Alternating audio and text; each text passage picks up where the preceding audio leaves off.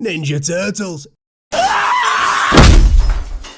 It's a movie about green monster men living in a rat-infested sewer. The film begins and it's a normal day in New York City, and the politicians are once again printing that crime is on the rise. Personally, I think it's just propaganda. And this self-righteous bitch is on every channel moaning about how the cops are at fault for not being ready for a ninja-themed crime wave in America in the 21st century. Anyway, she finishes slagging off all the people with real jobs and then walks back to her car wearing a child's raincoat on the hottest night of the year. And then these goons try to mug her, but then someone smashes the one streetlight illuminating all of New York so she doesn't see who saves her. So all she remembers is a few bodacious remarks and the overpowering stench of giant sewer-dwelling reptiles. So afterwards the boys are like, I fucking love beating the shit out of random guys. Did you see that one kid? He definitely wasn't breathing when we left him face down in his own blood, vomit and teeth. But yeah, the red one's moping about at the back because he lost his favourite blunt knife.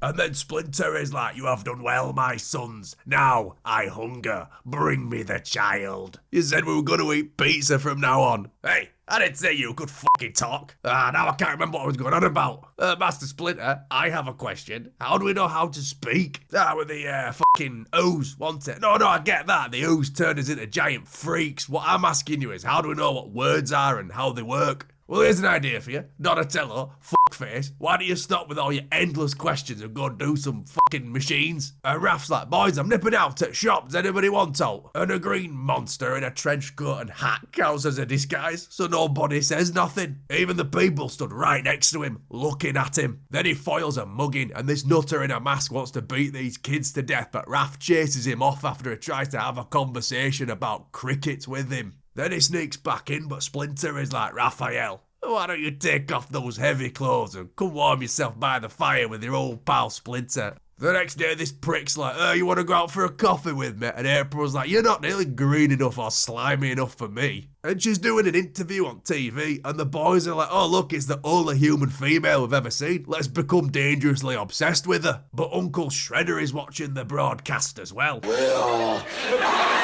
And he is not impressed by this sassy, opinionated 21st century woman. And she's like, what are you doing about the Foot Clan ninjas? Ninjas? Are you high? So she goes to catch a train in the middle of the night, and this ninja guy just walks up to her and is like, here, is this yours?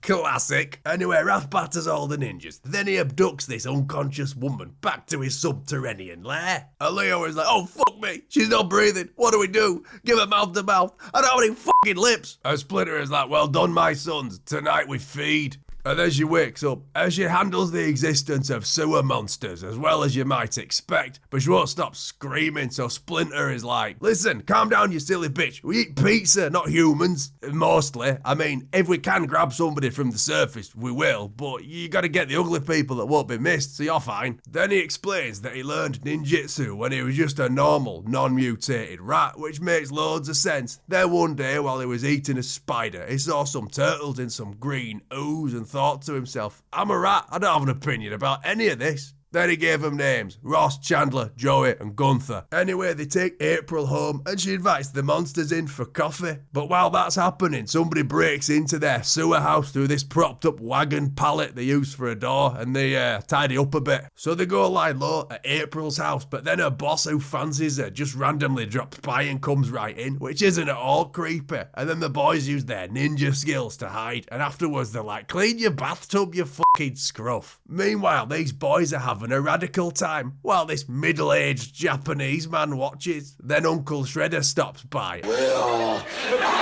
and starts handing out some bandanas, and he's captured Splinter too. So yeah, they're just sort of living with April now, and touching anything in this flat is instant salmonella. And Raphael is like, look, when are we actually gonna go looking for Splinter? And Leonardo, being the natural born leader, is like, well, maybe he'll just turn up on his own one day. Anyway, he goes to do some rooftop punch dancing to cool down. And the lunatic from earlier, who's just living on this rooftop and pissing in jars, sees him getting filled in by these bug-eyed ninjas. And April is like, where's Raph? He's a prick, forget about him.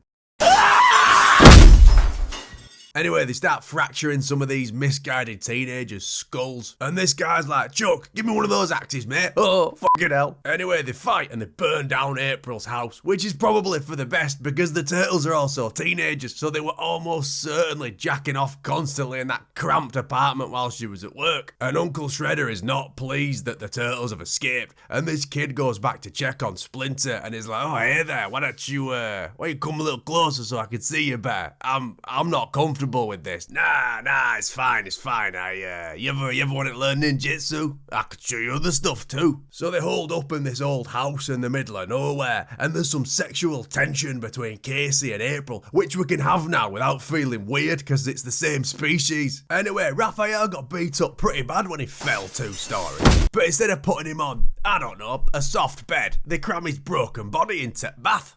Anyway, he wakes up and Leo's like, oh, Raph, you're alive, nice one. And Raph's like, I went to the other side, boys. God is not happy that we exist. So the boys go and train, and they're a bit bummed out that they can't find Splinter, even though they've not tried looking for him. And meanwhile, these guys like, right, what do you want to fucking do about these green monster men then? Break out, Lucille. And then I got some really mixed messages from this bit.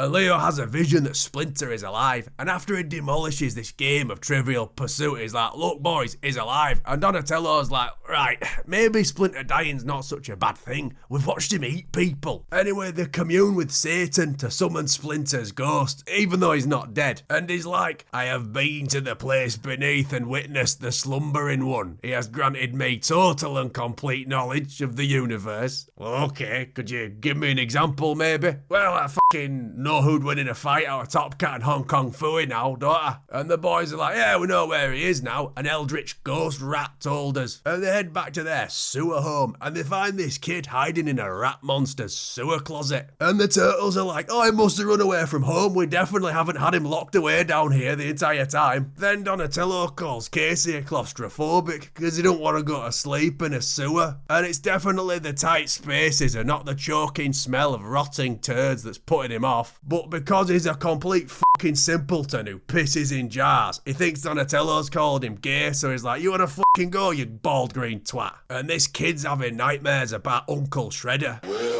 And probably the last 48 hours in general. So he runs off and Casey follows him, and he's shocked by the fact that their hideout doesn't smell like someone taking a dump next to you in a prison cell. And this kid tries to free Splinter, but Uncle Shredder is all like, Do I look like a white guy named Warren?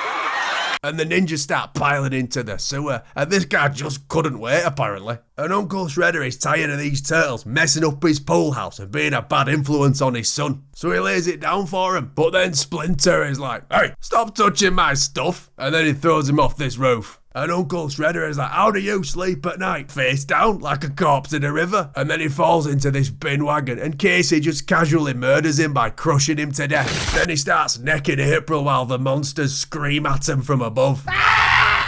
And then he gives a dysentery because he didn't wash his hands after picking up a giant rat.